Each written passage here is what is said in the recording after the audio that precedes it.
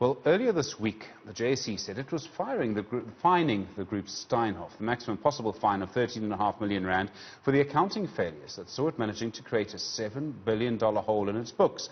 Then the decision in Parliament to nominate the Deputy Auditor-General, Tsakani Maluleke, to be the new Auditor-General. Luyanda Gidini is the Secretary-General at the Association for the Advancement of Black Accountants of Southern Africa.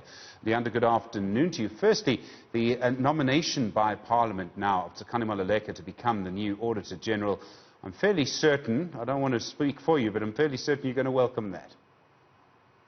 Well, definitely. I think it's not only great news for the country, but for the world as a whole. The Institute of the Auditor-General has been in existence since 2011.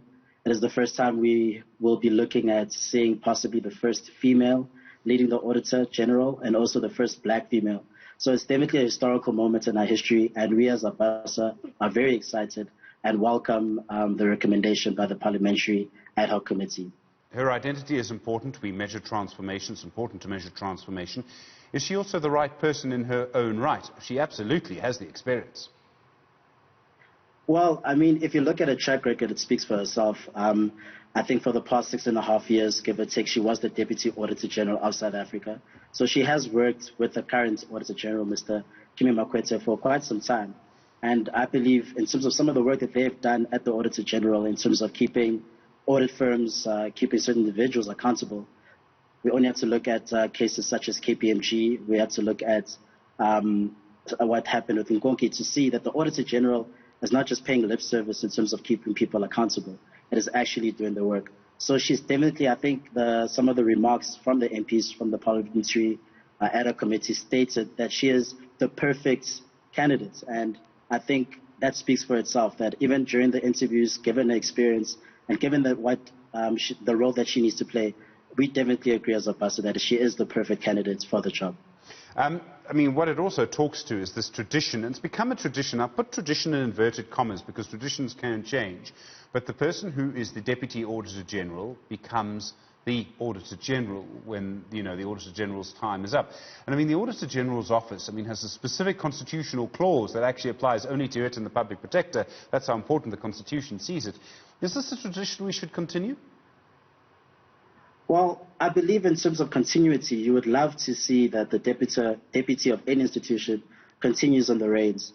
And it's not just something that just happens. We were all privy. It was a transparent interview process whereby I believe it was 7 other people who were interviewed for the position. So, it goes to say that even though we have the Deputy Auditor-General there, it is still good for us to look far and wide within the country to welcome other members who believe that they may be fit for purpose. And that happened in this regard. I think it is just it's obviously in terms of continuity, ensuring that some of the matters that started prior continue, to make sure that some of the work that Kimi Makwete has done gets seen to completion. It shows that the Auditor-General office really knows how to pick the right candidates and I believe it's good news. It's something that we should celebrate that this is happening, and we're very excited and very happy that she is the recommended candidate. So this is an important moment. The first woman, I'm fairly certain actually, the first woman ever to head whatever the body was called before 1994. I'm sure she's the first woman, almost certainly. But apart from that, if you have to go and look at your profession, the profession's transforming slowly, but I'm fairly certain there's still a lot of white men who are sort of still dominant in terms of numbers. And as ABASA, that is one of our mandates in terms of engaging with the big 4 companies, your audit companies such as KPMG, EY, PwC, and Deloitte, in terms of some of the transformation targets that they have. We also engage with Urbanisation in terms of some of the steps that they are taking to ensure that we see transformation in the accounting body. Our mandate basically is to promote the interests of black people and to promote the accounting profession. So that transformation is not just lip service. We get the right people at the right position for the right jobs. Unfortunately, it is taking slow, and it's not just in the accounting profession. I believe it is in every profession, in every industry. Post-94, we've seen, I think even the post-94, we haven't seen as many black partners as we'd like to see.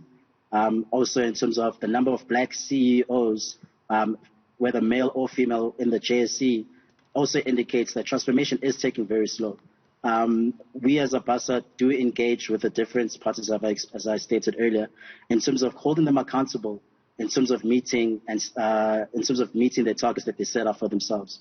So that is the role that we also play from an advocacy role. And it's also to be celebrated.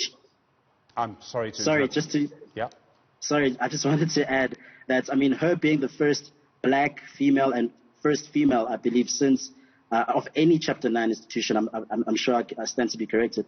I mean, that is a huge and monumental and historical moment for our country. Definitely something that we need to celebrate. Given the fact that we are going, in terms of COVID and the pandemic, which has affected a lot of us negatively, at least knowing that there's a competent person at the helm of the Auditor-General to ensure that all these public funds, which have been misspent, we as ABASA are confident that she is the right person to hold certain officials accountable. We have seen Mr. Kimi Makweta has done so, holding certain audit firms accountable by not doing business with them, which was a big step, probably not a very popular step, but a very big step in terms of ensuring that the trust from the public in terms of the office is maintained.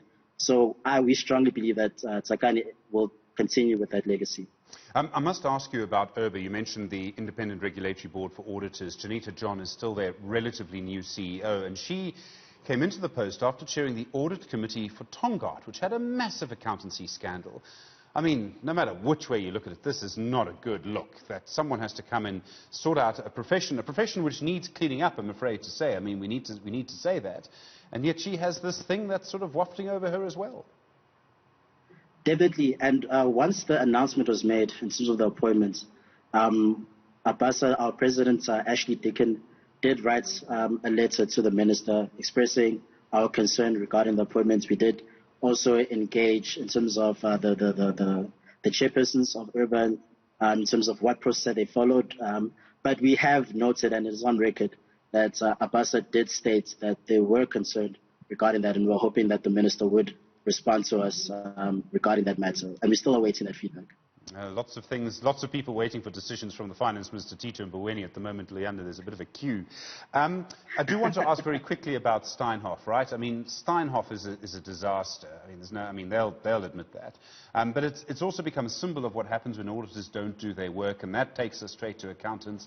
And the question is, do accountants do their work? I mean, do accountants push back when people say, fiddle the numbers? I mean, some accountants are fiddling the numbers. You, as someone in the profession, as a leader in your profession, I mean, this must keep you awake at night. Definitely. And, the accounting profession, I think in the past 5 to 4 years, has really gone through, a PR nightmare. And unfortunately, it is always I believe strongly that it's always just the minority of cases, minority of individuals.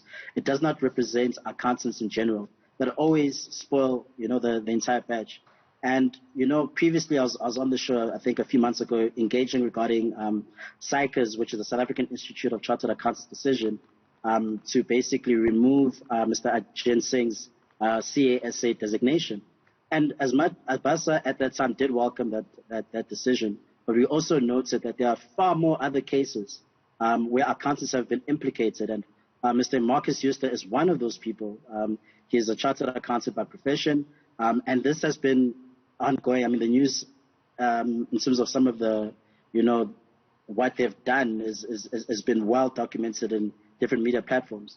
I mean, recently the JSE only fined the retailer, the Steinhoff, of 13.5 million rand for breaching its listing requirements.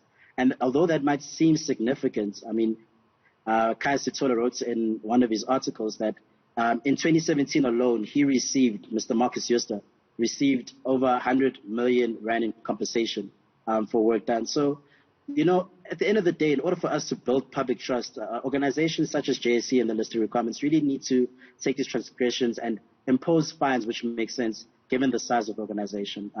Okay. And I speak personally. I don't mean to interrupt you, but the JSE's argument, as I understand it, as it's been explained to me, is that if they fine the company more, they're actually, in the end, punishing their shareholders. The real problem, of course, is that there's been no accountability for Marcus Juster. He's sitting very comfortably in Hermanus. We need the hawks to act, don't we? But who are you supposed to punish if you're not punishing the shareholders? In terms of, for me, that argument, at the end of the day, they are the ones who appointed the individual. They were happy to receive all the dividends and all the earnings and returns when they were busy cooking the books. And they should also then be be able to understand that when wrongdoing is found and you're found to be wrongdoing, it's you know, it's a two-way street. You cannot just have it the one way. You cannot limit penalties to hurt shareholders, where shareholders have unlimited ability to earn returns. That's just my personal opinion. SACA has been slow, obviously, also to act on the Steinhoff matter, and I believe that office needs to be capacitated, because in order for us to regain the public trust as accountants and to make sure that we are all on the same page in terms of where the profession, we need these institutions who have been given the mandates to act on our behalf as accountants, to hold those who are not meeting the code of conduct, which we all aspire to and we all ascribe to hold them to account. If it takes 2 to 3 years, 4 years for action to be taken, people forget, people move on, and at that time you have lost so much trust, public trust, that the profession continues in a decline from a PR exercise. But yeah. I'm sorry, I have to leave it there. We're out of time 4 minutes ago, I'm told. Luyanda Gidini, thanks very much indeed. Do appreciate it. The Secretary General of the Association for the Advancement of Black Accountants in Southern Africa.